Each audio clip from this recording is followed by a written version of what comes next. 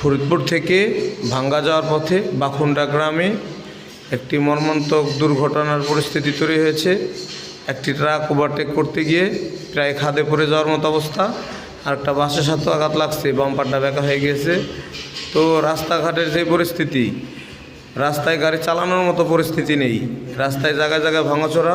প্রশাসনের দৃষ্টি আকর্ষণ করছি, দয়া করে আপনারা রাস্তাটা ঠিক করান, না হলে এর চাইতে বড় বড় দুর্ঘটনা ঘটবে রাস্তায়। আমরা সাধারণ জনগণ খুব ভয়ে আছি। একটা সাধারণ মোটর সাইকেল নিয়েই রাস্তাতে ভালো মতো যাওয়া যায় না, 10-এর উপরে টান দেওয়া যায় না মোটর সাইকেল। গেলেই গর্ত, এমন গর্ত যা ভয়ানক অবস্থা। আমার তো মনে হয় যে এর চেয়ে বড় দুর্ঘটনা সামনে ঘটতে পারে এই রাস্তার জন্য। তো সবাইকে অনুরোধ করছি, আপনারা ভিডিওটা শেয়ার করে দিন যাতে সকলে দেখতে পারে। আর ফরিদপুর থেকে ভাঙ্গা রাস্তা যাওয়া পর্যন্ত রাস্তা এমন পরিস্থিতি, আপনারা যারা আসেন সাবধানে আসবেন, যাতে আল্লাহ তাআলা আমাদের বিপদ থেকে উদ্ধার করে। জোরে গাড়ি চালাবেন না।